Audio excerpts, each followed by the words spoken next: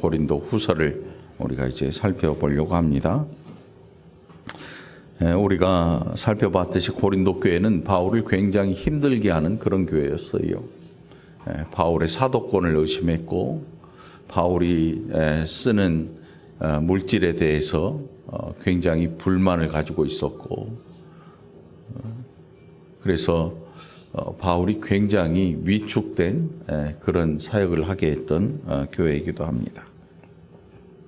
그럼에도 불구하고 바울은 그런 것들로 인해서 고린도 교회 성도들을 반감을 가지고 대하거나 그렇게 하질 않고, 오늘 이 본문에 나와 있는 내용을 보면 바울이 그 교회 성도들을 위해서 얼마나 열정과 또 복음을 전하고 그들이 변화되기를 얼마나 기다리고 있는지를 우리에게 알려주는 내용들이 기록되고 있습니다. 유명한 고린도전서 13장 같은 사랑장 같은 그런 내용을 기록하기도 했고, 그만큼 사도 바울의 마음에 힘이 들게 했지만 또 반면에 그 힘든 것을 더더욱 강력한 복음으로 말미암아 그들이 변화되기를 기도했던 교회이기도 했습니다. 자, 오늘 이 본문 속에 3절로부터 우리가 11절까지 말씀을 살펴보려고 하는데,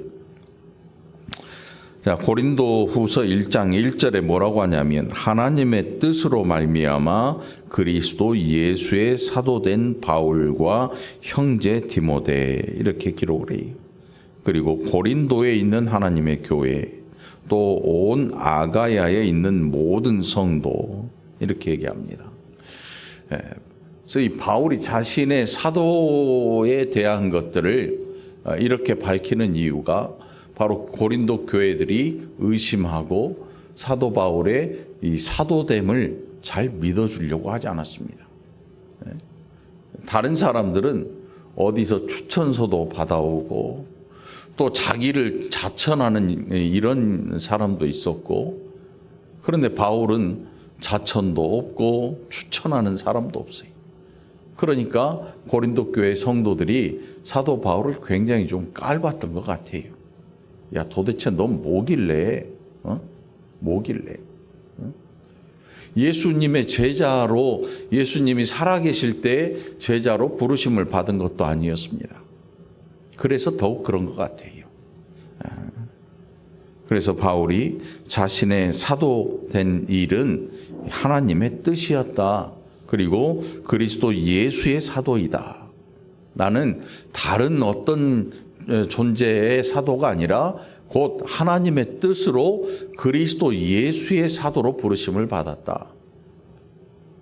그리고 사도 바울을 하나님께서 부르실 때 그에게 주신 말씀을 보면 내가 너를 이방인의 사도로 내가 너를 부른다, 이렇게 말씀해요.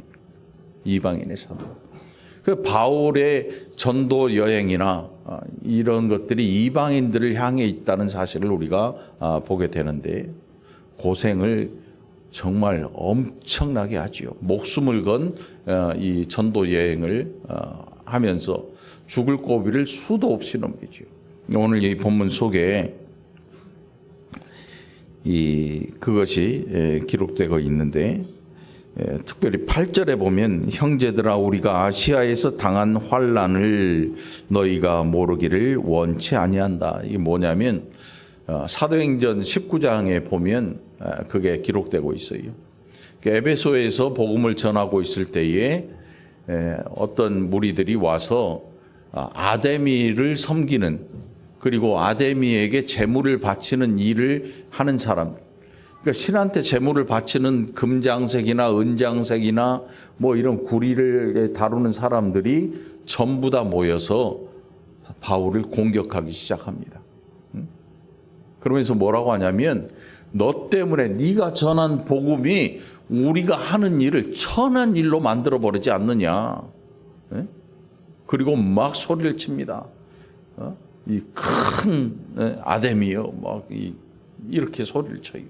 자기들이 모시는 우상인 아데미라고 하는 여신, 이 여신을 자기들은 큰 여신으로 보고 그 일을 하고 있는데 바울의 말에 따르면 그것은 한낱 우상일 뿐인 거지요. 그러니까 화가 나가지고 바울을 끌어다가 막 잡아 죽이려는 시도를 해요. 그런데 거기에서 서기장이 야, 바울이 언제 아데미를 이 흉을 받느냐? 그런 게 없지 않느냐? 그러니 빨리 흩어져라. 내가 로마 황제에게 보고서를 올릴 만한 이런 뭔가가 아무것도 없다. 그러니 너희는 빨리 흩어져서 다 볼일 너희 삶의 터전으로 다시 돌아가라. 이렇게 해서 그들을 흩어놓고 바울이 거기서 생명을 건지게 되죠. 바울은 매를 수도 없이 맞았습니다. 40에 하나 감한 매. 그러니까 죽기 직전까지 매를 때리는 거지. 그런 매, 강의 위험들, 산의 위험들, 온갖 위험을 다 무릅쓰고 오직 하나 복음을 전하고자 하는 열정 가지고 복음을 이방인에게 전하는 일을 했던 거지요. 그게 8절에서 우리가 아시아에서 당한 환난을 너희가 모르기를 원하지 않는다. 힘에 겹도록 이 심한 고난을 당하여 살 소망까지 끊어졌다. 이게 그냥 말로만 그런 게 아니고 실제로 바울에게 일어났던 일이기 실제로. 자, 이제 3절로 우리가 돌아갑니다. 찬송하리로다. 찬송하리로다. 하나님은 마땅히 찬양받기에 합당하신 하나님이시지요. 저와 여러분도 하나님을 찬양할 수 있기를 바랍니다. 그는 우리 주 예수 그리스도의 하나님이시요 자비의 아버지시요 모든 위로의 하나님이시다. 그 바울이 수많은 환난과 위험을 겪어요. 그리고 바울 혼자만이 아닙니다. 바울과 함께한 동역자들이 또 있습니다. 그들도 함께 위험한 일과 환난과 고난 모든 것들을 다 함께 겪어요. 여러분, 하나님의 일에는 혼자라는 개념이 존재치 않습니다. 아무리 훌륭한 바울이라도 그를 위해서 정말 간절하게 기도하는 사람들이 존재하고 있었어요. 이 말씀 이 11절에 보면 너희도 우리를 위하여 간구함으로 도우라 이렇게 얘기하잖아요. 바울이 전도 여행하고 있을 때 어떤 사람들은 함께 가지 못하지만 교회에 머물러서 바울의 이 전도 여행을 위해서 기도하는 거지요. 바울의 안전을 위해서, 위험이 넘어가기를 위해서, 어려움 당하지 않기를 위해서, 고난들이 비껴가기를 위해서 기도하지만 결국 바울은 고난을 당하기도 하고 그런데 바울의 생명을 해하지는 못해요. 왜냐하면 하나님께서 그를 지키고 계셨거든요. 자, 그는 우리 주 예수 그리스도의 하나님이시요 자비의 아버지시요 모든 위로의 하나님이시다. 그리고 우리의 모든 환난 중에서 우리를 위로하사 우리로 하여금 하나님께 받는 위로로서 모든 환난 중에 있는 자들을 능히 위로하게 하시는 이시로다. 우리가 이영호 권사님을 이제 떠나 보냈지요. 슬픈 마음도 있고 안타까운 마음도 있고 여러 마음이 복합적으로 우리 마음속에서 작용을 해요. 또 자녀분들에게 우리 김희옥 집사님에게 또 두 자부에게 위로의 말을 전하잖아요.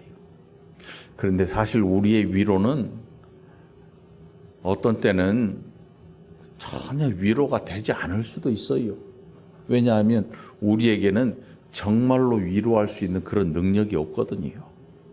다른 사람의 아픔을 공감하지만 위로한다고 해서 그 위로가 어떤 힘이 되어서 그 사람의 마음을 감싸 안아주고 덮어주는 이런 일을 하기에 우리는 너무나 부족해요. 그럼에도 불구하고 우리는 대화하고 이 위로를 전하고 우리의 마음이 이렇다, 나도 당신을 위로하고 싶다라는 것을 전하기는 하지만 실제로 위로를 전하시는 분은 누구냐 하면 하나님이시거든요. 오늘 하나님의 능력이 여러분들 위에, 유족들 위에 함께 하시길 바랍니다. 바울이 말하기를 하나님의 위로가 진짜 위로다. 사람의 그냥 위로는 정말 함께 나눌 수는 있지만, 위로라는 말을 할 수는 있지만 우리의 마음에 실제적인 위로가 될지 안 될지 그건 의문이야. 그런데 정말로 위로가 되는 게 있는데, 하나님이 우리를 위로하실 때 그 위로는 정말로 큰 위로가 된다. 바울 자신이 이 위로를 받습니다. 고난을 당하면서도 이 고난을 이겨낼 힘이 어디서 오냐면 하나님께서 그를 위로하시기 때문이에요. 우리도 마찬가지예요. 우리도 고난을 당하고 힘들고 어려울 때 사람이 옆에 와서 그래 어렵지요, 힘들지요, 빨리 나으세요, 뭐 이런 이야기를 하지만, 제가 한 가지 기억나는 게, 우리 이영호 권사님께서 아프고 드시지도 못하고 이럴 때 우리가 할 말이 뭐가 있어요? 권사님 빨리 나으세요, 좀 잡수세요. 권사님이 집사람한테 제일 듣기 싫은 소리가 먹으라는 소리래요. 그게 뭐냐면, 먹기 싫어 안 먹니? 먹기 싫어 안 먹는 게 아니잖아. 몸이 아파서 못 먹는 거야. 그런데 사람들마다 먹으세요, 드세요 하니까 그 소리가 그렇게 듣기 싫더래. 우리도 그렇게 살거든요. 그런데 하나님은 그렇지 않으십니다. 하나님은 우리를 위로하시되 우리의 마음을 위로하십니다. 우리의 영혼에 힘을 주십니다. 그것이 참된 위로이기 때문이에요.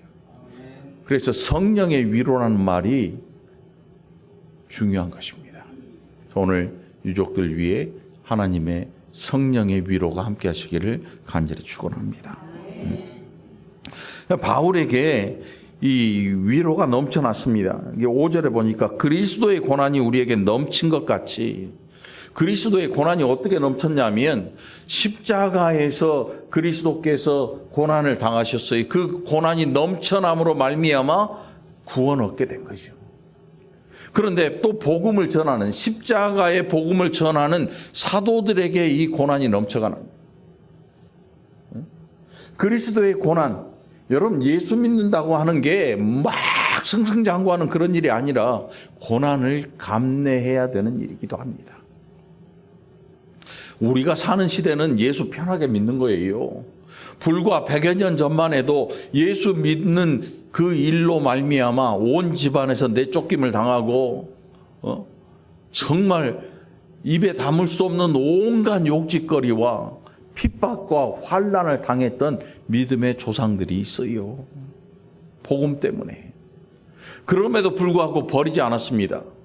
그래서 히브리서에 보면 그 내용들이 기록되고 있는데, 톱으로 썰고 짐승에게 걸어서 찢기움을 당하고 짐승의 밥으로 던져지고, 그럼에도 불구하고 불로 살라지고, 그럼에도 불구하고 하나님을 거부하지 않고 하나님을 모른다 배반하지 않은 신앙을 끝까지 지켰던 믿음의 선진들에 대해 기록을 하고 있고, 우리나라에 복음이 들어올 때 순교하면서 이 복음을 지켰던 분들이 있어요. 오늘 그 일들이 저와 여러분에게 위로가 되고 오늘 신앙생활 편하게 할 수 있는 은혜의 일이 되었다는 사실입니다. 이게 우리가 복 받은 일이거든요. 복 받은 일, 큰 복을 받은 일이 되는 거지요. 자, 그래서 그리스도의 고난이 우리에게 넘친 것 같이 우리가 받는 위로도 그리스도로 말미암아 넘친다. 그러면 나만 좋으면 끝나냐? 그게 아니라 바울은 고린도 교회 성도들을 향해서 말합니다.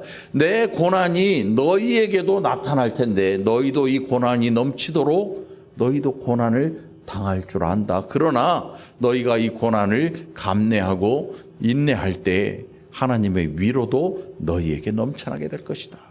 이것이 바울이 그들에게 전하는 이야기였습니다. 6절에 보니까 우리가 환난 당하는 것도 너희가 위로와 구원을 받게 하려는 것이요. 바울의 목적은 다른 게 없었습니다. 오직 복음, 올바른 예수 그리스도의 십자가의 복음 하나 전하고 그들이 예수 그리스도 안에 머물러 있는 것, 이것이 바울의 목적이었습니다. 어떤 사람들은 다른 목적을 가집니다. 다른 목적. 이단들이 왜 악하고 나쁜 줄 아십니까, 여러분? 복음을 빙자해서 다른 목적을 가져요. 물질에 대한 목적을 가지고 많은 사람을 이끌어서 뭔가를 해보려는 목적을 가져요. 통일교, 신천지 다 똑같은 사람, JMS 다 그런 사람들이에요. 같은 사도 바울의 이 일 외에 다른 목적을 가지는 거예요. 그래서 그러면 어떻게 되냐 하면 사람이 수단으로 전락해버려요. 하나님의 목적은 예수 그리스도로 말미암아 구원하시기를 원하는 게 그게 사람이 목적인 거예요. 하나님의 목적은 사람이 사람. 여러분들 한 사람 한 사람이 하나님의 목적임을 기억하시기 바랍니다. 그러니까 여러분들을 수단으로 사용하려는 그 시도에 대해서 과감하게 거절할 필요가 있는 거예요. 과감하게. 이거 대단히 중요한 얘기예요. 이것만 판별할 줄 알면 이단에게 안 빠져요. 지금도 마치 머리에 끈을 묶어서 움직이는 인형처럼 수많은 이단들이 성도들을 미혹하고 그들을 수단으로 이용하고 그들의 영화를 위해서 성도들의 정말 피를 빨아먹는 거머리 같은 짓들을 열심히 하고 있어요. 그런데 사도 바울은 그런 목적이 없었습니다. 하나님의 목적을 알고 있기 때문에 그의 목적도 단 하나예요. 불신자가 예수 믿고 구원 얻은 자가 되는 것. 오늘 여러분이 예수 믿고 구원받은 사람이 되는 것. 이것이 바울의 목적이었던 거죠. 다른 목적이 없었습니다. 만일 제가 헷갈해가지고 여러분들을 수단으로 사용하려고 시도할 때 여러분들은 과감히 거부해야 됩니다. 아닙니다. 우리가 보니까 목사님은 아닌 것 같아요. 그게 이렇게 얘기를 할 수 있어야 돼요. 우리나라 분위기는 어때요? 하나님한테 맡겨드려야지요. 아니요. 하나님 앞에 맡겨드리기 전에 여러분도 다 날아가요. 끝나는 거예요. 영적 분별력이 필요한 이유가 바로 여기에 있습니다. 지각력이 필요한 거죠. 여러분들 기억하시기 바랍니다. 바울의 목적은 하나님의 목적하고 똑같았거든요. 사람이 수단이 아니라 목적이 돼야 돼요. 이게 중요한 거죠. 공산당이 왜 악한지 아십니까, 여러분? 모든 게 수단이 유물론이라고 하는 게 사람도 물질하고 똑같아요. 그냥 이 마이크나 사람이나 동일 취급을 해요. 그래서 쓰다가 필요 없으면 버려요. 이게 공산당이야. 여러분들 누군가 여러분들을 사용하다가 에이 필요 없네 이거 버려. 숙청해. 죽여. 이런 식으로 쓰고 폐기시켜버린다면 여러분 어떨 것 같아요? 그런데 놀랍게도 이단들에 들어간 사람들은 그 일이 좋다 해요. 자기를 수단으로 사용하는지 알지를 못해. 그게 얼마나 악한 일인지를 깨닫지를 못해. 아무리 설명해도 이해를 못해. 좋은 줄 알아. 여러분, 교회에서 여러분들을 수단으로 누군가 사용하려 할 때 반드시 거절하시기 바랍니다. 여러분들은 목적이지 수단이 아니거든요. 바울의 목적이 여러분 자신이, 여러분들이었어요.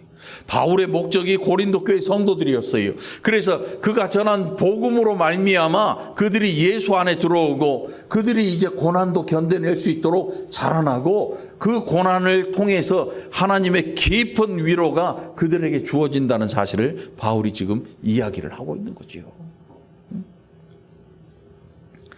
우리가 위로를 받는 것도 너희가 위로를 받게 하려는 것이니 이 위로가 너희 속에 역사하여 우리가 받는 것 같은 고난을 너희도 견디게 하느니라.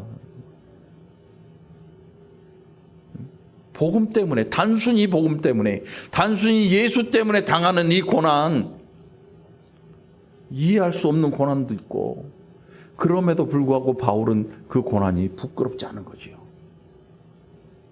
우리는 어려움 당하는 걸 부끄러워합니다. 그러나 예수 안에 머무르는 사람들은 우리에게 다가오는 고난이 부끄러움이 아니에요. 복음 때문에 다가오는 고난이죠. 우리가 부끄러워해야 할 고난은 뭐냐면 우리의 욕심 때문에 당하는 고난이에요.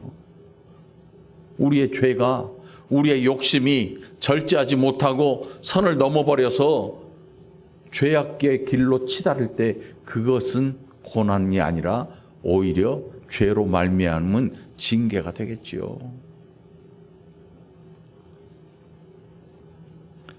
7절입니다. 너희를 위한 우리의 소망이 견고함은, 그러니까 바울이 고린도 교회 성도들뿐만 아니라 다른 그가 전도 여행하면서 계속 전했던 복음을 듣는 모든 성도들에 대해서 소망이 있는데, 우리의 소망이 견고함은 이렇게 얘기해요. 견고함은 너희가 고난에 참여하는 자가 된 것 같이 위로에도 그러할 줄을 알미라. 너희가 예수를 믿고 고난을 당할 텐데, 그러나 그 고난 뒤에 하나님의 놀라우신 위로가 있을 것이다. 너희가 그 위로도 기억하고 고난을 견뎌내라. 고난을 견뎌내라. 몸이 아파도 여러분 하나님의 위로가 있을 것입니다. 육신이 온통 힘들고 어려워도 예수 안에 머물러 있는 자에게 하나님께서 위로해 주실 것입니다.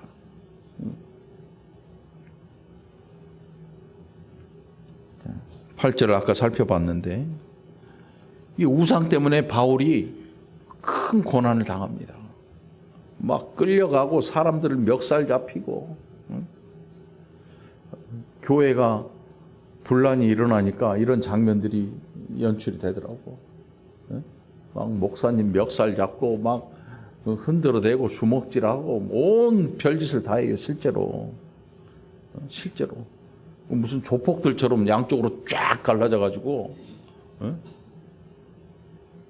어디서 봤지? 영화에 보니까 쳐라 그러더라고.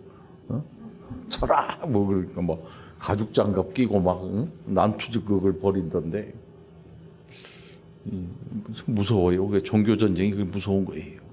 그런데 같은 예수 안에 있는 사람들이 분란이 생기고 나눠져 버릴 때, 이 고린도 교회가 그랬거든요.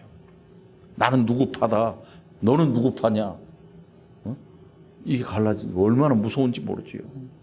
근데 바울은 그들이 무서운 게 아니고 가엾은 거지요. 예수 안에 머물러 있는데 그렇게 교회를 갈기갈기 찢어 나누고 있는 그들을 향해서 바울이 그렇게 하지 말라. 사랑이 없으면 너희가 아무것도 아니다.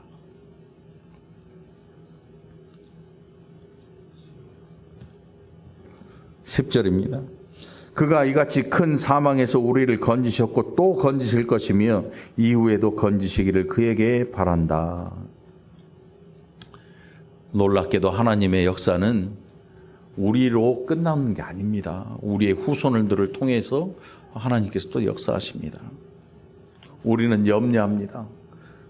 이 세대의 기독교가 이제 저물어가고 끝장났는데, 그런데 여러분 세계 역사를 살펴보면 기독교가 바람 앞에 촛불 같은, 훅 한번 꺼져버릴 것 같은 그런 지경까지, 실제로 꺼진 줄 알았던 그런 지경까지도 얼마나 많이 있었는지 몰라요. 역사 속에서. 중세 기독교는요, 기독교가 아니라 괴물이에요. 괴물. 왜? 성경을 해석을 못해. 읽지도 못해. 지네만 아는 글로 바꿔버려요. 라틴어로. 그래서 이 사제들만 읽고 사제들만 이 성경을 읽고 해석을 하는 거예요. 교황이 성경보다 높아.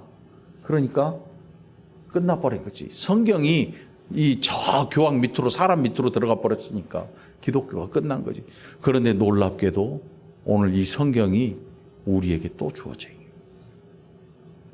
사람은 하나님의 구원의 역사를 막으려고 광야에서 40일 금식한 예수님을 유혹했어요.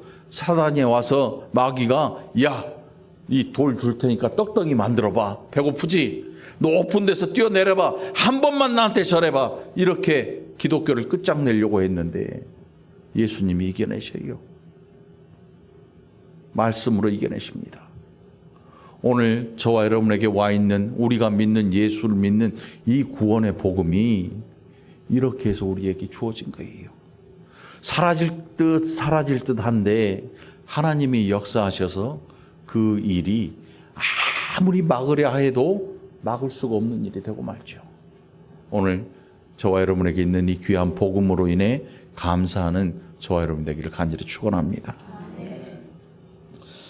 하나님 앞에서는 독불 장군이 없어요. 복음을 전하는 일에 독불 장군이 없어요. 독불 장군이 뭐예요? 나 혼자 다 할 수 있다예요. 돈이 많아도 안 돼요.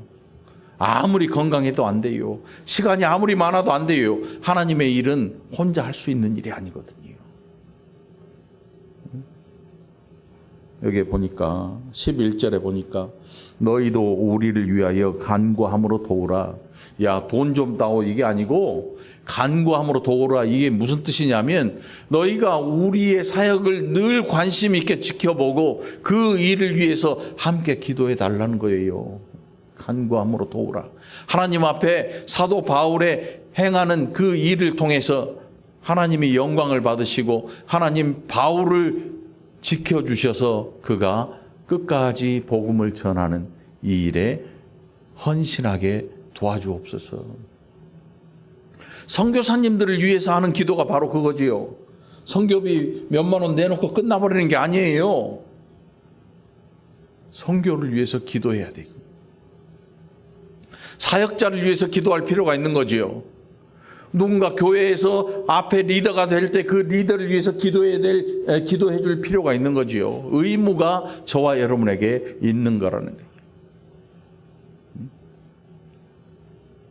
우리에게 가장 중요한 건 뭐냐면 그냥 아주 힘들게 하는 소비만 하는 소비자는 안 돼. 신앙생활 하는데 평생을 누군가에게 떠받들림 당해야 기분이 좋은 사람들이 있어요. 안 돼. 제가 이영호 권사님 보면서 장례식을 통해서 보면서 많은 분들이 다녀가시더라고. 근데 다 이영호 권사님이 사랑을 나눠줬나 봐. 네? 사랑을 어떻게 나눠줘요?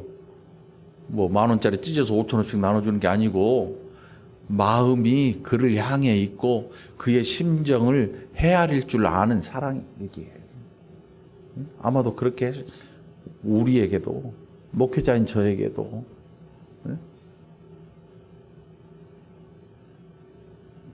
또 다른 분에게도 사랑을 많이 주셨던 것 같아요. 하나님의 사랑이 우리에게 있다고 하는 것은 사람이 줄 수 없는 사랑을 하나님이 우리에게 주시고 계시는 거예요. 여러분들 기억하시기 바랍니다. 여러분 소비자가 되지 말고 이제는 사랑을 나눠주는 생산자가 되시길 바랍니다. 그래서 하나님의 목적이 여러분인데 여러분이 그 목적에 합한 귀한 삶을 누리시기를 간절히 바랍니다. 그 일을 통해서 하나님 앞에 영광을 돌리고 고난을 견뎌내고 또 깊은 위로를 받는 저와 여러분이 되기를 간절히 축원합니다. 기도합시다. 하나님 아버지 감사합니다. 우리가 행하는 일이 어떤 때는 얼마나 어리석어 보이는지 마치 혼자 다 할 것처럼 마치 혼자 다 감당할 것처럼 교만한 삶을 살지는 않았는지 아버지 하나님 이 시간에 하나님 사랑하셨던 바울을 통해서 함께 기도하고 함께 일하지 않으면 하나님의 일 이루어갈 수 없음을 아버지 하나님 이 시간 고백합니다. 우리 모두가 그리스도 예수 안에서 하나 되게 하시고 하나님의 목적을 알고 우리 자신의 귀함을 알고 다른 사람의 귀함도 인정할 줄 아는 그래서 서로 힘을 나누는 복된 자들이 되게 하여 주옵소서. 감사드리옵고 예수님 이름으로 간절히 기도합나이다. 아멘.